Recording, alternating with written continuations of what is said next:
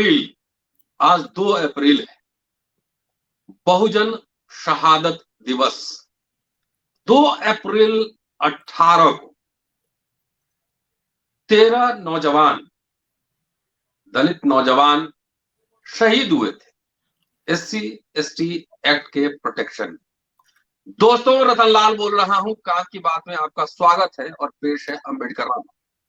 थोड़ा सा बैकग्राउंड बताता हूं, उसके बाद सीधे लंदन यूनिवर्सिटी अरविंद से जुड़ूंगा, क्योंकि वो भी उस आंदोलन में एक्टिव थे, मैं भी था।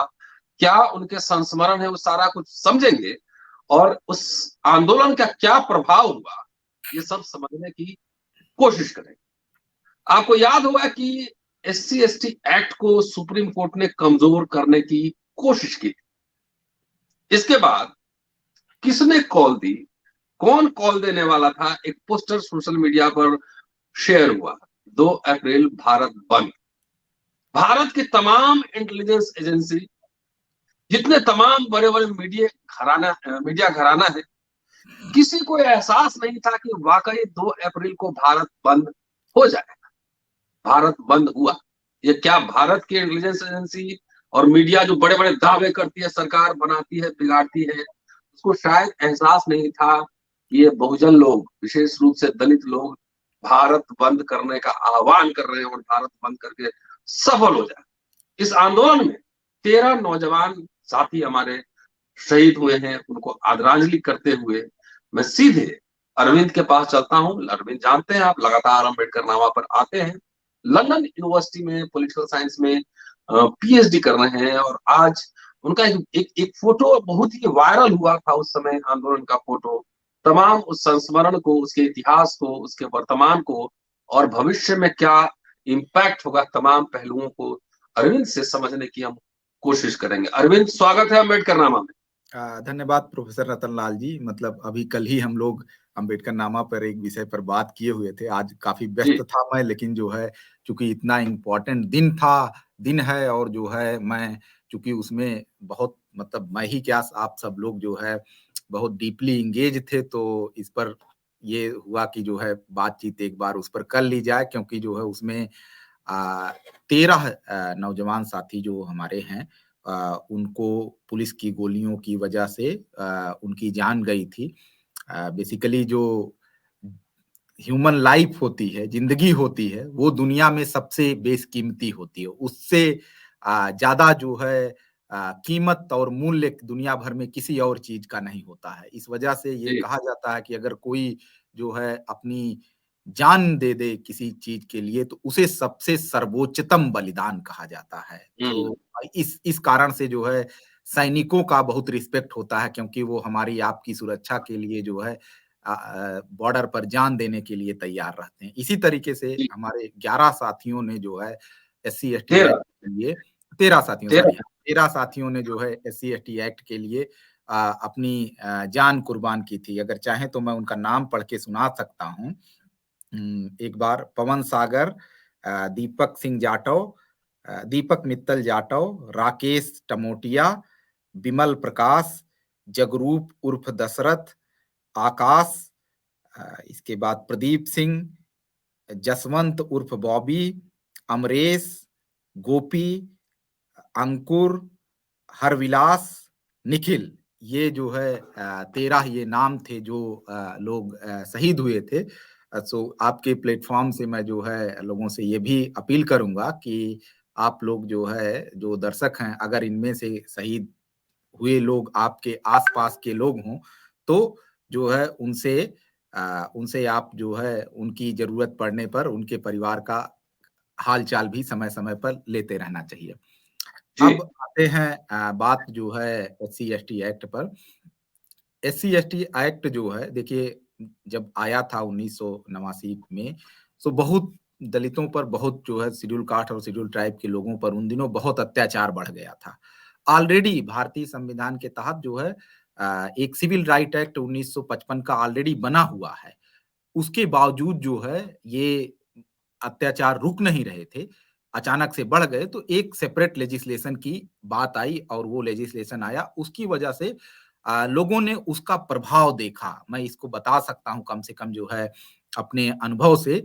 हमारे यहाँ जो है लोग बहुत भयानक डरना शुरू कर दिए कि जो है SC/ST एक्ट लग जाएगा। उसको हरिजन एक्ट भी कहते थे कि हरिजन एक्ट जाएगा, और इससे जो है जो सामंती लोग थे उनमें बहुत दबाव बना था। उसका एक कारण था। एक कारण तो ये था कि इस एक्ट के तहत जब जैसे ही FIR दर्ज हो जाता था, तो गिरफ्तारी मैंडेटरी हो जाती थी। एक चीज़ ये था।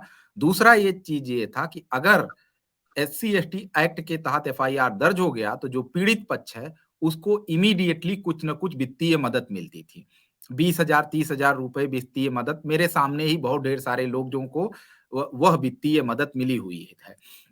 ये इस वजह से ये एक ऐसा एक्ट था है जिसका प्रभाव जो है क्या किस तरीके से ये काम करता है उसको लोग जानते हैं। देखिए, 2 चीज़ें हैं, एक इसमें प्रोसिक्यूशन मतलब फाइनल का सज़ा का जो फाइनल सज़ा होती है वो बहुत कम है।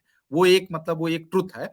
बट इमीडिएटली जो इमीडिएट रिलीफ होता है, वो इमीडिएट रिलीफ ये एक्ट तुरंत देता था, और इसे जो है लोग जानते हैं। मुझे अभी आज भी ध्यान है कि बहुजन समाज पार्टी जब बनी थी, तो 1989 में उसके मात्र 13 एमएलए चुने गए थे, और उन 13 एमएलए में एक एमएलए मेरी भी विधानसभा के थे, राम लखन वर्मा जी, जो कि अब नहीं रहे। वो हाथी पाले हुए थे और हाथी से ही चलते भी थे। तो इस वजह से वो बहुत जाने जाते थे। जो पहली सपा बसपा की सरकार थी, पहली जिसमें मुलायम सिंह यादव जी चीफ मिनिस्टर हुए थे, उसमें वो मंत्री भी थे, राम लखन वर्मा जी। सो राम लखन वर्मा जी के बारे में ये मुझे उस समय ध्यान है कि राम लखन वर्मा जी अक्सर जब जो है लोगों की लड़ाई लड़ रहे थे, तो पहली कोशिश करते थे कि जहाँ कहीं अन्याय हो उसमें जो है SC/ST एक्ट के तहत मुकदमा दर्ज करा दिया जाए। तो इस एक्ट का मतलब ये व्यापक इम्पैक्ट था ग्रास रूट लेवल पे, जो मैंने अपनी लाइफ में देखा था। फिर जो है हुआ ये कि जब 2017-18 में एक महाराष्ट्र से केस आई, और उस महाराष्ट्र की केस में निकल के आया कि जो है एक अधिकारी के ऊपर SC/ST एक्ट दर्ज कराना के तहत कार्रवाई हुई थी, और उसमें जो है वो केस फेक पाई गई, मीन्स सुप्रीम कोर्ट में। तो सुप्रीम कोर्ट में 2 जज जो है, एक आदर्श कुमार गोयल जो कि आजकल नेशनल ग्रीन ट्रिब्यूनल के अध्यक्ष हैं, और वो संघ की अलग-अलग जो वकीलों की शाखा है उससे जुड़े हुए रहे थे। इस वजह से वो पंजाब और हरियाणा हाई कोर्ट में थे, वहाँ से उनका प्रमोशन होते हुए वो सुप्रीम कोर्ट पहुँचे हुए थे।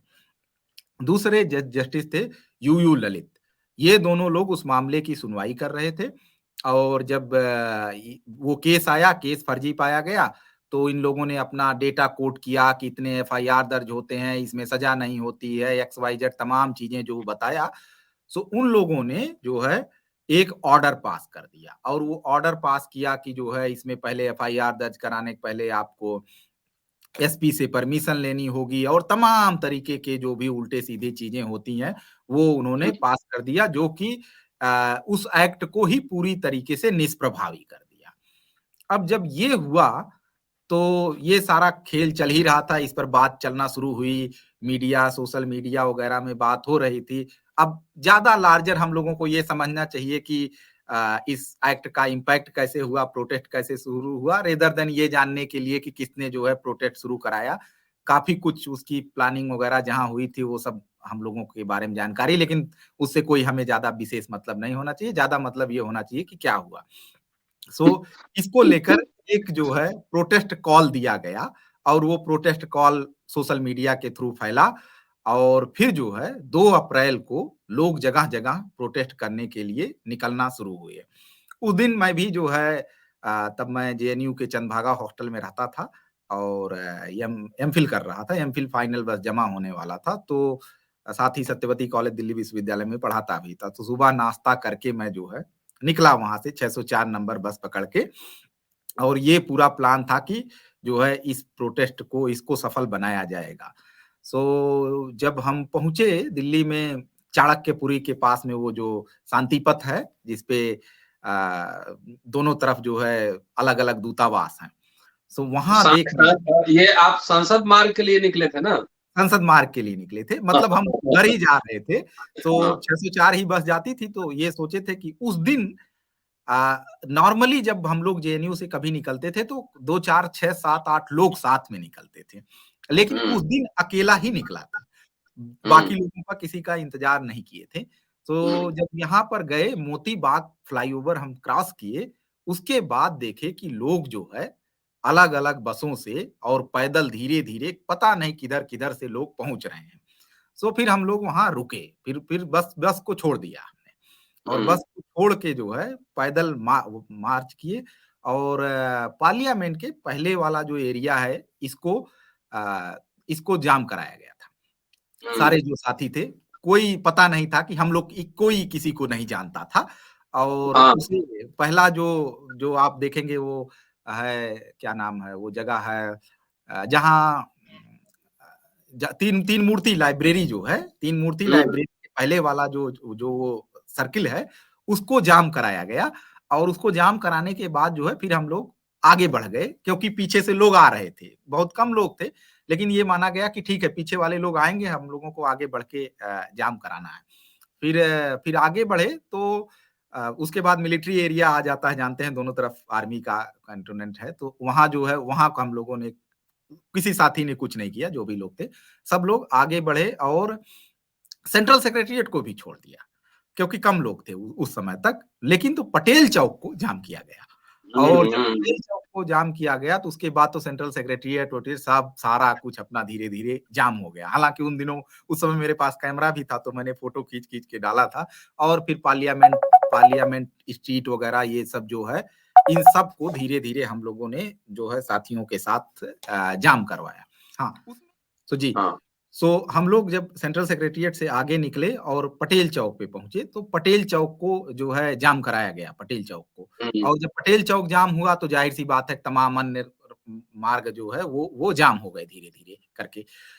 फिर वहां से हम लोग संसद मार्ग की तरफ निकले, तो संसद मार्ग की तरफ वो जो मैंने हिस्टोरिक पिक्चर ली थी, वहां एक जो है डिफरेंटली एबल्ड पर्सन जो पैरों से चल नहीं सकते थे और अपनी साइकिल से हाथ से चलाते हुए, पूरा पंचशील का झंडा लगाए हुए वो मार्च कर रहे थे संसद मार्ग पर और बाकी लोग सब उनके पीछे-पीछे चले, बिल्कुल मतलब रुकवा दिया गया था और संसद मार्ग पर पीछे-पीछे चल रहे थे और फिर जो है एक जगह जब वो थोड़ा-सा पानी पीने के लिए जो है रुके, तो वहाँ मैंने वो पिक्चर क्लिक किया था अपने ही फ़ोन से और फ़ेसबुक पर अपडेट किया, जो कि तमाम अखबारों और ढेर सारी जगहों पर वायरल हो गई थी। फिर इसके बाद जो है, फिर धीरे-धीरे तब तक 10 बज चुका था और खबरें आना शुरू हुई कि आगरा में ट्रेन रोकी गई, अलीगढ़ में ग्वालियर में रोकी गई और फिर जो है 2-4 जगह से मरने की भी खबरें आईं। जब मरने की भी खबरें आई, तो उसके बाद तो पब्लिक निकल गई और जो है फिर सबने जो है जगह-जगह हम लोगों ने अपने यहाँ ग्वालियर में एक लड़का ने गोली चलाया था पीछे से छुपकर। जी, जी, जी, और जी। ये सब सारा बहुत मतलब बहुत तमाशा हुआ, मतलब बहुत कुछ हुआ। उसके बाद आप जानते हैं कि संसद भवन पे हम लोग जंतर-मंतर पे एक सभा हुई थी, जिसमें जो है बीजेपी के एमपी जनक राम चमार जो हैं, उनको लोगों ने स्टेज से उतार दिया था, बोलने नहीं दिया और उनको कहा कि जो है, अगर आपको बोलना है तो आपको इस्तीफा देके बीजेपी से आना चाहिए। वहीं जब शरद यादव जी बोलने के लिए पहुंचे, तो लोगों ने बहुत उनका स्वागत किया था। ये सब मैंने अपनी आंखों से देखा था और वो सब मैं था मंच पे, याद है आपको? हाँ, आप लोग तो मंच पे थे, हम लोग तो आम जनता के लोग हैं, तो हम लोग नीचे ही अरे बैठे नहीं, हुए मंच पे मैं मैं वहाँ व्यवस्था वगैरह देख रहा था थोड़ा बहुत। जी, जी, जी। तो मैंने भी थोड़ा-सा आपकी खिंचाई भी कर दी बीच में ही। तो कोई नहीं, ये कोई जो नहीं। है ये सब देखा गया। इसमें देखिए एक बहुत इम्पोर्टेंट चीज़ हुई इस घटना से। अ, इसमें 2 बहुत महत्वपूर्ण बात थी। एक महत्वपूर्ण बात थी कि लगातार जो है इस समाज को, जो जो समाज का दबा-कुचला समाज है या दबाया गया समाज है, मैं ये नहीं कहता दबा-कुचला समाज है, बल्कि मैं ये कहता हूँ दबाया। दबाया गया समाज है, ठीक है?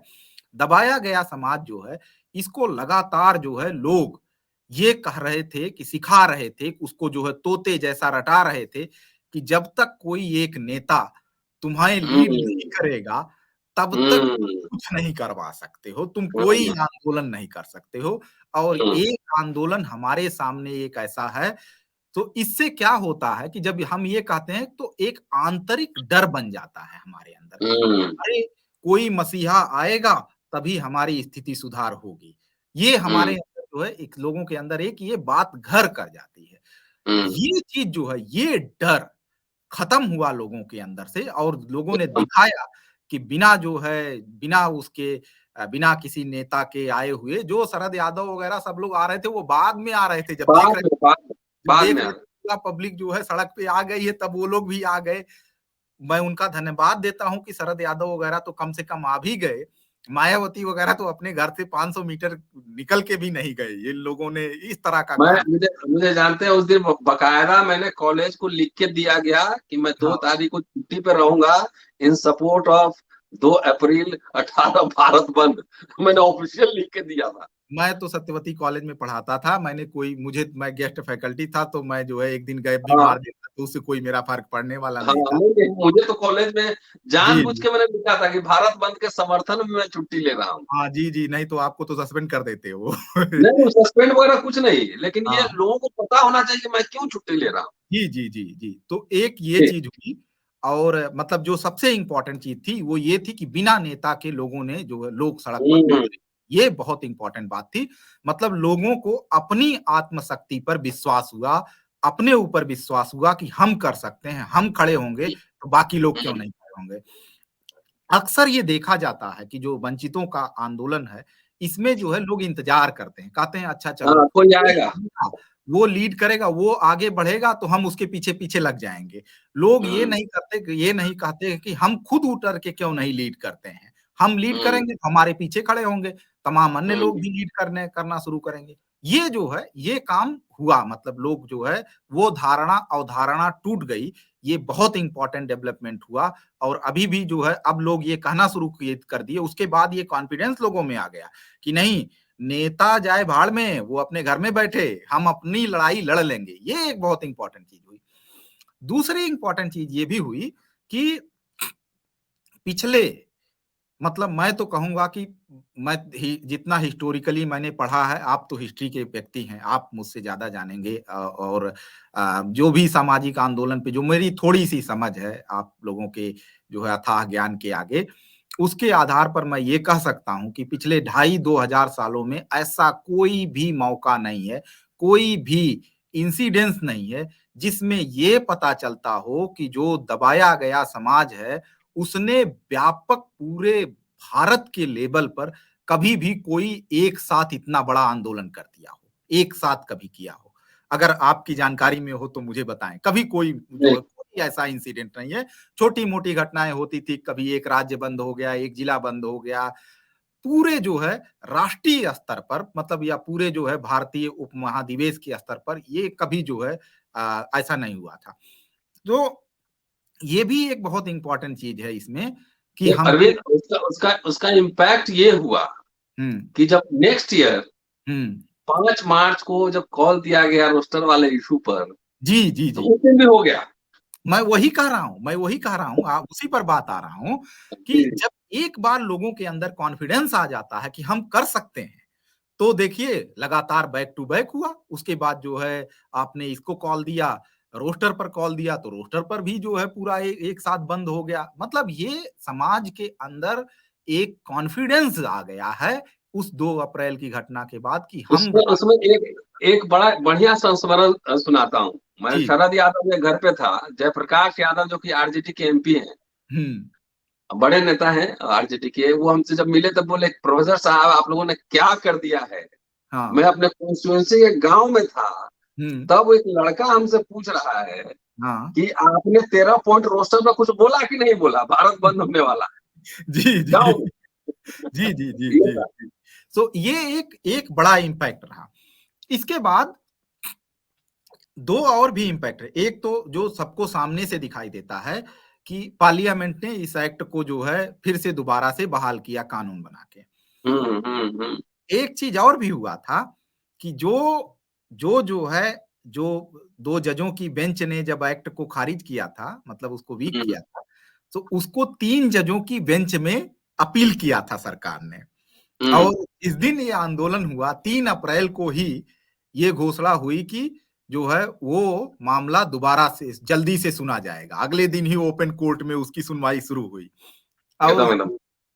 उस मामले को जो है जस्टिस दीपक ये अरुण मिश्रा जो है उसे, अरुण मिश्रा की बेंच जो है उसे लीड की थी, और अरुण मिश्रा थे, उसमें मुझे लगता है विनीत शरण थे, नहीं, अरुण मिश्रा थे, एम.आर. शाह थे और बी.आर. गवई थे। जो बाद में मुझे लगता है शायद बी.आर. गवई उस बेंच में बाद में आए होंगे, बट वो मामला जो है सुना गया और इन लोगों ने प्रॉपरली इसको कहा कि जजमेंट में एक्नॉलेज किया और ये कहा कि जो है वो जो 2 जजेस की बेंच थी, उससे गलती हो गई है और वो गलती क्या बताया, 2 पॉइंट बहुत इंपॉर्टेंट है जिसमें वो गलती बताया है। कहा एक पहला पॉइंट उन्होंने कहा ये सब जानते हैं कि भारत में अभी अनटचेबिलिटी खत्म नहीं हुई है। जो है जो समाज का दबाया तबका है उसके साथ कितना अन्याय हो रहा, ये एक वेल नोन फैक्ट है। तो उन्होंने कहा कि जजेस जो है कहाँ गलती ये किए कि वो कह रहे हैं कि नॉर्मल प्रोसीजर है कि आपको जब आपके साथ अन्याय होगा तो आप थाने में जाके एफआईआर दर्ज करेंगे, ठीक है? कह रहे हैं कि इस मामले में जजेस ने ये डिसीजन दे दिया कि जब आपके शेड्यूल कास्ट के व्यक्ति के साथ अन्याय होगा तो वो एसपी ऑफिस में जाएगा एफआईआर दर्ज कराने। ऐसे ही आप इनइक्वल बना देते हैं उनको, अनइक्वल ट्रीटमेंट दे देते हैं, बल्कि ना अनइक्वल नहीं बल्कि ज्यादा बर्डन आप उन पर डाल देते हैं कि बाकी आदमी के खिलाफ एफआईआर दर्ज होगा तो वो बगल के जो है थाने में चला जाएगा और ये आदमी के खिलाफ एफआईआर कोई घटना होगी तो ये जाएगा एसपी 100 किलोमीटर दूर चक्कर लगाएगा और पूरे दिन बैठेगा, तब कहीं एसपी मिलेगा या नहीं मिलेगा, हो सकता है वो अगले दिन मिले। तो ये तो कहे ऐसे ही जबरदस्ती का बर्डन जो है डाल दिया गया जबरदस्ती। दूसरी चीज इंपॉर्टेंट चीज उन लोगों ने कहा कि जो न्यायपालिका के लिए बेसिकली सीख थी, उन्होंने कहा कि देखिए केवल ये मामला नहीं है कि जिसमें कुछ मामले फेक दर्ज हो जाते हैं, ये भारत के हर कानून के लिए है मामला की जो है उसमें केस फेक दर्ज हो जाते हैं और ये भारत के संविधान और आईपीसी में प्रॉपर व्यवस्था है।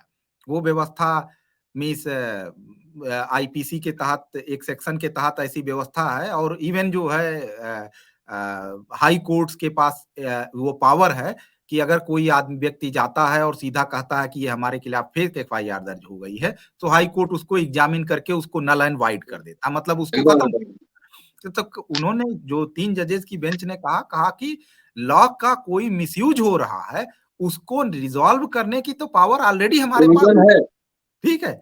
सो हम उसका ही एक्सरसाइज करेंगे ना, अगर किसी के ऊपर फेक एफआईआर दर्ज हो गया तो वो हमारे पास आए, हम उसको खारिज कर देंगे अगर वो फेक है तो, ठीक? तो उसके लिए जो है कानून को खत्म करने की जरूरत नहीं है या कानून को वीक करने की जरूरत नहीं है। ये 2 जो है इंपॉर्टेंट घटनाक्रम हुए थे। एक और जो इंपॉर्टेंट चीज हुई थी इस पूरे दौरान जो है, एक और भी डिबेट चला कि न्यायपालिका में हायर जुडिशियरी में जो है शेड्यूल कास्ट का रिप्रेजेंटेशन, शेड्यूल कास्ट और शेड्यूल ट्राइब का रिप्रेजेंटेशन होना चाहिए। तो इस पूरी घटना के बाद ही मुझे लगता है कि इस घटना के बाद ही जस्टिस बी.आर. गवई का पहला अपॉइंटमेंट हुआ, शेड्यूल कास्ट से थे। फिर उसके बाद अभी जल्दी ही जस्टिस सी.टी. रवि कुमार का अपॉइंटमेंट हुआ है। जस्टिस गवई आगे चल के जो है चीफ जस्टिस भी बनेंगे। बहुत अभी नौजवान है, हाँ अभी नौजवान है, 2026-29 में मुझे लगता है वो चीफ जस्टिस भी बनेंगे कुछ समय के लिए।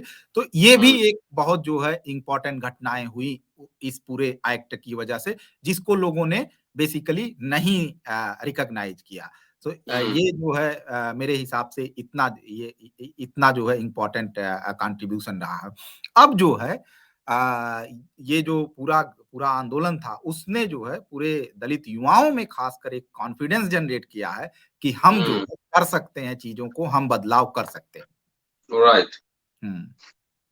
चलिए, तो इसी का इम्पैक्ट जब 5 मार्च को हम लोग यूनिवर्सिटी में जो है पूरा कर रहे थे तो उसका इम्पैक्ट पड़ा था और नेता उसमें कुछ ही थे जो बोल रहे थे जी। बाकी हाँ पूरा ये जो 2-3 साल में हुआ है, मतलब 2-3 साल में जो आंदोलन हुए हैं रोहित वेमुला से लेकर, और ये रोहित वेमुला उसके बाद आपका ये 2 अप्रैल का बंद, फिर जो है रोस्टर का बंद, इन सब में जो है ये हुआ है कि नेता हो गए हैं पीछे और पब्लिक ने अपनी कमान संभाल लिया है, जो कि मेरे लिए सबसे बेहतरीन चीज है। मतलब मैं इसको सबसे इंपॉर्टेंट चीज मानता हूं, क्योंकि नेता जो है बार्गेन कर लेते हैं इनके साथ उनके इंटरेस्ट जुड़े होते हैं, लेकिन जब पब्लिक खड़ी होती है, पब्लिक का दबाव होता है, तब जो है चीजें बदल जाती हैं। अब देखिए SC/ST एक्ट भी बहाल हो गया, रोस्टर भी बहाल हो गया, उसमें कोई जो है दिक्कत नहीं है। तो बल्कि आने वाले भी दिनों में आप देखेंगे, इसी वजह से मैं जो है जनता की ताकत पर ज्यादा विश्वास रखता हूँ रेदर देन किसी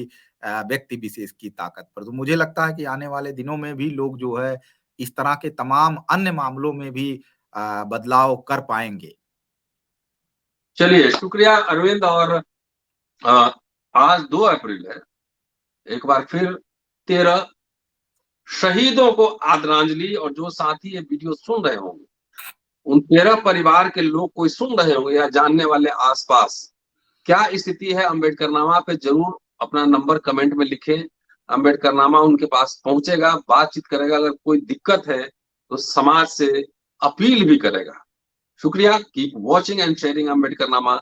जल्दी मिलता हूं अगले एपिसोड में। शुक्रिया। सलाम।